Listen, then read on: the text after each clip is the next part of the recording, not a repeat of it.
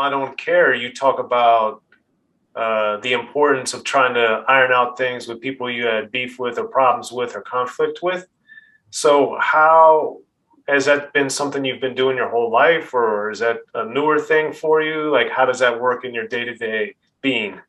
You know, I think honestly, that's been a whole life journey, but that record in particular is really going back to the early 90s in particular, because when Arrested Development first blew up, and we really blew up. Like people use that term loosely, but you know, we really blew up. Like it was a lot of instantaneous fame that happened with us. And um, along with that came a lot of like just friction, you know, and not knowing how to deal with it. And so then there was a lot of internal beef and crazy stuff going on inside the group and with people's sort of camps in the group. Like everybody in the group started to get camps as we got a little bit more money. And so then all the camps are starting to, you know, have issues. And I think this song is really trying to share my view of it. You know what I mean? Like, and share how it's trying to resolve it all, you know, back then and even in more recent years as we've continued to try to evolve as people that went through that traumatic, crazy experience of fame and loss of fame and all of the things that happened back in the 90s. Yeah. Yeah, it's an interesting journey, and bringing things full circle as well with "Be Refreshed." You talk. That's one of the songs where you talk about the land and farming and different things that are also atypical and unusual for rap songs. So what you also have some sound bites on there from other sources. So what made you conceptualize and then execute that song in particular?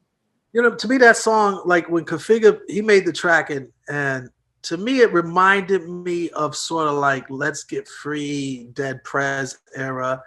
It reminded me of some maybe like Wu-Tang stuff. It just, I don't know. For me personally, it was a concept record as opposed to just bars for bars' sake. It had to do with some kind of concept to me. And yeah, I think, you know, again, I think that whole self-reliance is very much a solution for Black people. You know, Black people in America and in many other places in the Western Hemisphere have not had self-reliance. And that's what we really want, you know, just like any other people would, you know. So this whole idea of owning your own land and, you know, having a way to produce food and having community to, you know, barter with one another fits really well with the realities of poverty and the realities of oppression, the realities of, you know, white supremacy sort of raining down on Black people.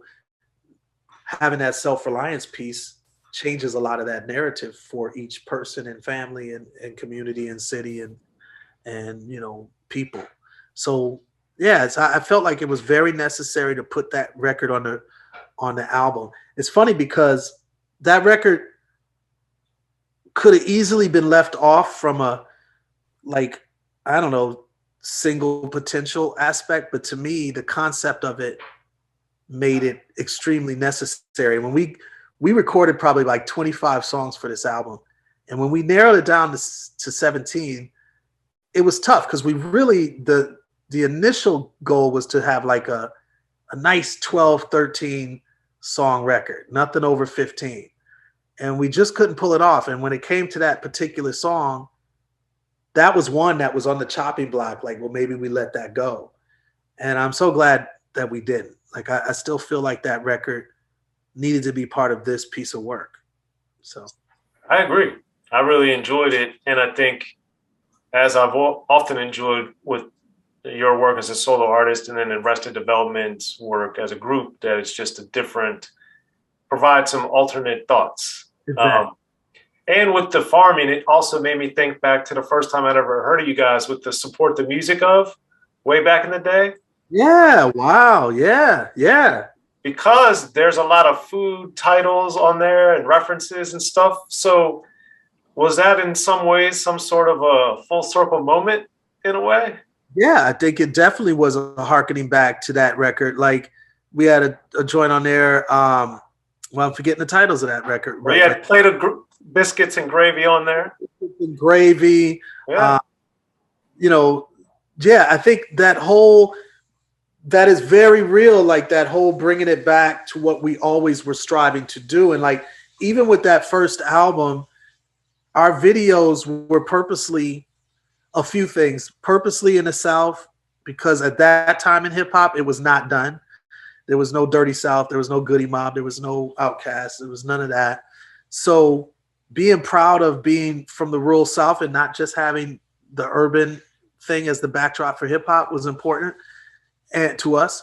And then also the self-reliance piece, and also even like the clothes we were wearing, we were purposely, and this was all me, like I was very much a stickler with this, and the group hated me for this, but like I was always like making sure we didn't go out with like Nikes and whatever the fashionable clothing was at the time. I was wanting to make sure that it was sort of no brand on us. Like I wanted to make sure we had no brand. And so that was important to me because of the whole just trying to set a different narrative into the universe about what blacks could do and what blacks are about and what we're trying to do. Not to suggest that everybody had to do what we were doing. The way I always look at our music is like it's always part of a big collective of what everybody else is putting out there. And let's put this into this is in the mix. So yeah. Yeah, because I think that was one of the things that struck me so much, because I was trying to also figure out with support the music of Arrested Development, like the Milwaukee angle. What was Camus Records? Is that what it was called back in the day too? What was that? It's funny because I'm really glad you mentioned this because most people don't know about this record at all. So that was the record that got us a record deal. Well, that's not true. That record got us our manager, which was Michael Maudlin, Jermaine Dupri's father. He loved that record. And so Camus was really just a label name that we came up with. Me and Headliner were roommates and best friends, and we used to read books by a author named, I think his name is Albert Camus. And so we had a book on the shelf, Albert Camus. It was like, oh, Camus is hot. That's a cool name. Like, why don't we just name the label that? And that was as simple as that. You know what I mean? So it had no deeper meaning, but we just liked the name. And do you remember why you guys decided on to have the A side with vocals and then the whole B side being instrumental? Yeah, that was probably from my DJ perspective because, I used to DJ and I still scratch. All the scratching on For the Effing Love Is Me. So like, I always wanted to have stuff for the DJs, mixes that they can really do something with, and have fun with, you know what I mean? So that was sort of my take on just what I thought people would love to have and have the ability to rock with. Okay. And with Jermaine Dupri's dad, Michael Maudlin, being your guys' manager, given that he's such a Jermaine and a lot of the stuff I know that he's done is so pop oriented and you guys are not that or weren't that, especially on Support the Music of, and then 3 years, 5 months and all that. How did you guys end up working so well together? Yeah, me and Michael Maudlin had a really good relationship. It's really because he was a music dude. Now I say was, he may still be, we don't talk now, but like back in those days, I don't think he got the whole formula on how to make hits. And he didn't have the formula on how to basically raise a Diddy kind of son. You know what I mean? Like to me, Jermaine is like I don't know who he admires, and I'm not in Jermaine's head, but in my mind as an outsider, I know Jermaine as a friend, but in my mind as an outsider, I feel like he's on the track to be like a Diddy or in that realm. And he wants to be extremely rich, a mogul, diversify his monies, and have all types of sort of empire-esque vibes going on. So Michael Maudlin, I think, was not in that frame of mind when we were with him. He was in a frame of mind of real music. And he was, at that time, none of us were rich. Michael Maudlin wasn't rich. He wasn't very successful per se. And the job that I knew he had at least was he was the driver for like bands like Brick or what have you, like real funk bands from the 70s. So he's just a music dude. And that's why we connected. Like we had like similar love for just good music, good records, you know, in the music industry, not pop, not that, just good music. Okay. And then as you guys worked on what was going to be your debut album through Chrysalis, what insight, perspective, as you were, especially with the big singles, what was his role? What was he saying? What was he doing to get you to the next level? You know, it's funny. He really stayed out the way and just tried to make sure that me in particular, but the group in general, was in a zone. Like he wanted to make sure we stayed in a zone because we were extremely sure of ourselves. We were extremely eclectic and unique. Like everything about us, nothing about us screamed, you know, oh, they fit into this or they fit into that. And so I think he really wanted to stay out the way. I do remember he helped executive produce the album. Like certain songs, he said, we don't need this on the album. And he sort of trimmed the fat of the album. So like the album ended up being 15 songs, if I'm not mistaken, our debut. And he probably trimmed like 3 or 4 songs that I totally agreed with what he did, but it was his idea to trim it and make it, you know, more focused. And, you know, I'm really glad he did it because obviously it allowed that record to be, I think, more accepted. And yeah, so I think that was one of his like ideas and contributions. Yeah. Well, it's interesting too with trimming the fat, like you guys were trying to figure out on For the F and Love, because as your careers progressed, both solo artist and with Arrested Development, it's for me, and even back on the debut national album, I should say, after Support the Music of, but it was always, I didn't understand, or didn't see how people were framing Arrested Development, because you weren't usually really rapping, you were kind of singing, but you were kind of like, given that was your style, how did you worry? Were you thinking about, man, how are we going to fit? Where are we going to fit? Are we going to fit? Is this even going to work because we're not in a box? Like, how did that mentality work for you at that time?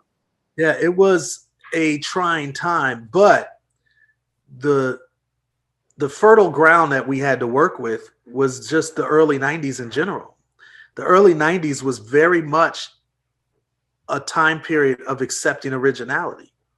You know, you had groups like Basshead or, you know, Disposable Heroes of Hypocrisy with Michael Franti.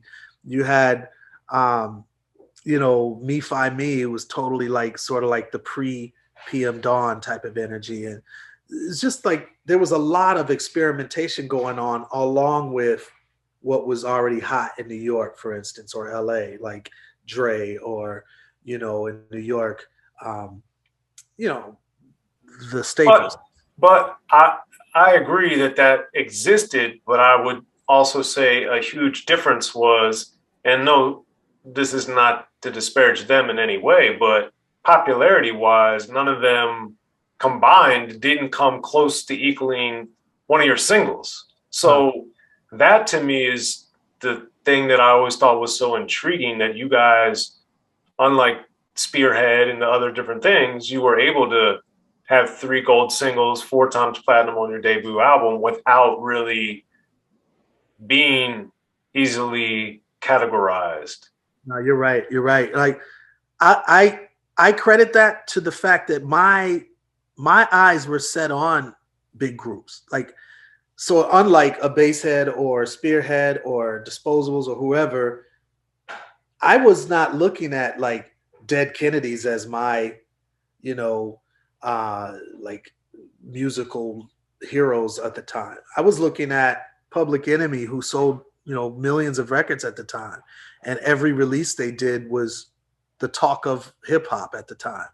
I'm looking at, you know, 3 Feet High and Rising with De La, which they'd done a lot of singles prior to that, but that album just shook the world. It was so eclectic and different, but it still sold copies. You know what I mean? So I'm looking at acts like that as opposed to some of the stuff that I was just generally inspired by. I'm looking at this, like, what was the mixture of the eclecticness with a commerciality that can actually really reach the pop, you know, the mainstream culture at the time without it being pop. So like that was the sort of balance that I was trying to do. Like, you know, to me, songs like Jump Around, you know, to me wasn't a pop song, but it became pop because it was hot enough and it mixed enough elements that it just made sense. Well, to me, People Every Day did the same thing. Mr. Wendell, to me, was similar to like I Know with 3 Feet High and Rising, De La Soul, with the Steely Dan loop. But so, you know, so it had some place to land if it could just land. Now, mind you, it was an uphill battle. I mean, there was no one from the South jumping off like that, you know. So at that time, hip hop was really East Coast, West Coast, a little bit in the South with, you know, Luke, and not a little bit, I mean, very big with Luke Skywalker in Miami. But even in, yeah, to your point, though, you had Poison Clan, you had MC Shy D, you had Kizzy Rock, you had Ghetto Boys, and that was a little bit of Raheem, if we want to shout out Raheem. But there wasn't.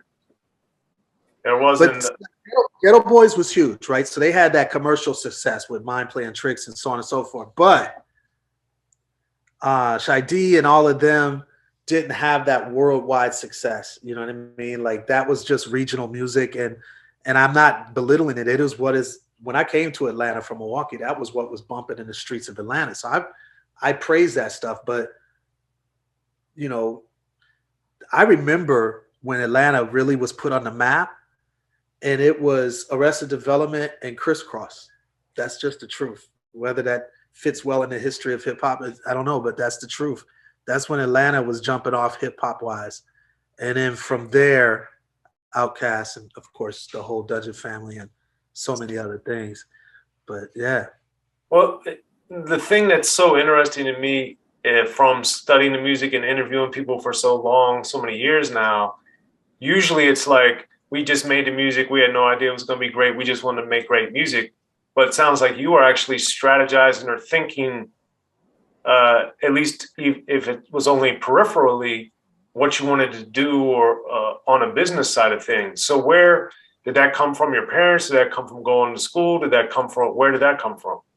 Desperation. And it wasn't even business side of things. You know, to me, it was the fact that not everybody got record deals. No one from the South that I knew had a record deal. That's not true. One group called Silk Times Leather. They were from Atlanta. There you go. Another, which wasn't a group, Dallas Austin was a young, well, I mean, he is still young. He's my age, but like Dallas Austin produced. Y'all So Stupid, that group? They weren't out yet, but he produced a record for the woman that, gosh, I'm forgetting her name. Anyway, long story short, my point is that at that time, it was almost like saying an artist named Drake could blow up from Toronto at that time. It was like saying that there would be a hip hop group that would shake the world from Atlanta, Georgia, was blasphemy. It wasn't something that was said and nobody thought it could happen. It was like saying there's going to be a black president named Barack Obama. You know, these are the types. That was the landscape that we were facing at the time. So as far as strategizing how to make this record reach, you know, certain big pockets of the country and world, that was a strategy out of desperation to try to get out of that local music scene that felt so oppressive at the time. And it was oppressive. Like, it wasn't oppressive like from white people or, you know, racist or anything. I'm talking about it just felt small, and it didn't feel like we were ever gonna be able to break that barrier of, West Coast, East Coast type of thing, other than Houston with Ghetto Boys. And